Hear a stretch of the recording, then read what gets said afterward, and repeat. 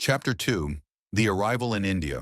When the P&OSS Ancona passed through the Suez Canal on its way to India in September 1882, the opposing forces of Arabi Pasha and Sir Garnet Wolseley were drawn up near its banks at Tel el-Kabir, and the first news that greeted the passengers when they landed in Bombay was that of the famous moonlight charge and victory, which assured the fate and safety of that great waterway to the east. On board the Ancona was another expedition of a very different character.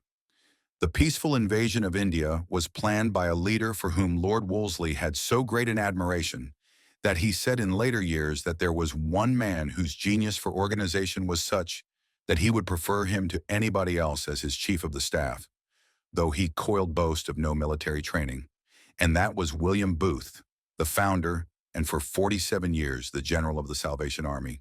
It was the same brilliant expert in Oriental warfare who was credited with suggesting to the Salvation Army commander-in-chief that he should dispatch a couple of his officers for the conversion of the Mahdists who were ravaging the Sudan and threatening the invasion of Egypt, offering to escort them to the borders of the troubled area, and then to administer a not-too-severe chastisement, which he felt sure would make the Mahdi offer not only an asylum, but a welcome to these messengers of peace as the victims of British tyranny.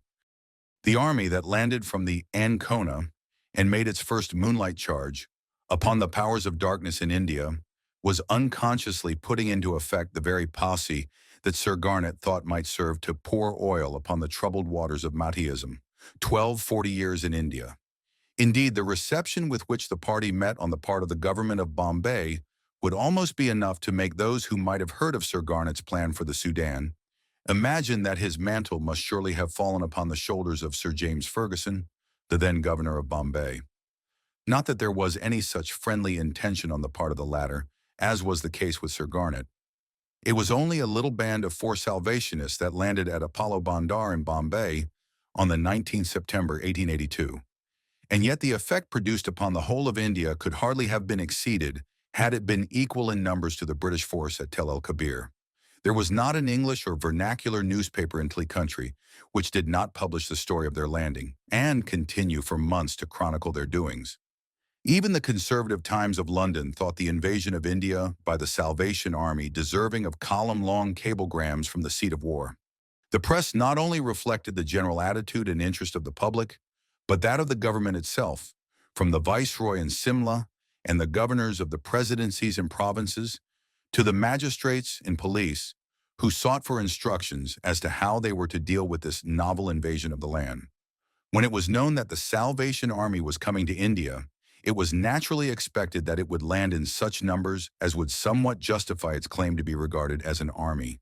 But the splendid audacity and faith of William Booth caused him here, as elsewhere, to send out so small a force that their presence, or very existence, might well have been ignored.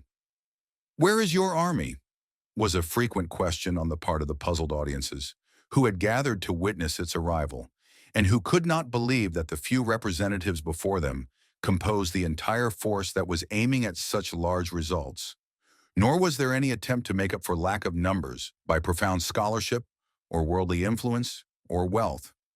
The little party of Salvationists who landed at Apollo Bandar consisted only of 4 persons, 3 of whom knew little more about India's peoples, history, geography, or languages than they did about those of Mars. The following description of the landing of the party in Bombay is taken from the Indian Witness. The arrival in March of the Salvation Army. The Indian contingent of the above army reached this port by Ancona yesterday, September 19th. It consists of 4 officers, Major Tucker, Captain Bullard, ADC, and Lieutenants Norman and Miss Thompson. Those who have arrived are in fine spirits, full of faith and joy. On leaving the ship, they struck up one of the salvation hymns sung in England. After this, Major Tucker suggested having a prayer meeting in the boat as they were sailing toward the Apollo Bandar. The suggestion was no sooner beyond his lips than Captain Bullard began to pray very earnestly and was followed by one and another until all had led in prayer. The army marched most of the way from the Apollo Bandar to their headquarters at Loth Lane, Katwadi, singing at intervals. Each member of the party is very happy, and all manifest the fullest freedom in their expressions of joy and faith in God. The next day, a procession in war chariots had been publicly advertised in the local papers, together with a great open-air demonstration on the esplanade. To this, the police had given their consent, refusing, however, to allow the use of any music. For a procession in the streets of Bombay, this was in itself a great handicap in a city where the bizarre noises are often deafening, and where all religious and marriage ceremonies are accompanied with the beating of drums and clanging of cymbals. We felt the order to be an unreasonable infringement of our liberties and decided to challenge it. Lieutenant Norman was a good commentist, and the procession, surrounded by immense crowds, had not proceeded far when the notes of his cornet rang out clear upon the air. He was promptly arrested by the police and removed to the Gurgaon Chowki police station, where he shared his cell with a European who had been arrested for being drunk and disorderly. Both were brought before the magistrate next morning and fined, the drunkard 1 rupee and the Salvationist 20 for the crime of blowing his cornet in a religious meeting. Considerable interest had been aroused by the announcement of war chariots. These turned out to be the ordinary Bombay bullock carts, across which planks had been placed as seats. The procession passed through the heart of the native town from Ketwadi to Dobi Talao. Immense and interested crowds had gathered along the route, and on reaching the esplanade, there was found to be a great audience, estimated to number 20,000 persons. Here a halt was made and an open-air meeting conducted. The crowd listened with the keenest interest, and there was no sign of any disturbance. The procession then traversed the city by another route and reached its destination without any mark of hostility on the part of the onlookers. This was not a little surprising, as it was known throughout the city by all classes that the English officials and newspapers regarded the Salvationists and their proceedings with great disfavor. And Bombay contains a strong element of rough characters, who are only too glad to seize the slightest excuse for creating a disturbance. The governor of Bombay, Sir James Fergusson, now took the unusual course of insisting on further restrictions being placed by the police on our open-air meetings. Not only was music forbidden, but our flag was taken away, on the pretext that it might arouse fanatics' feelings and that our motto, blood and fire, would probably be misunderstood.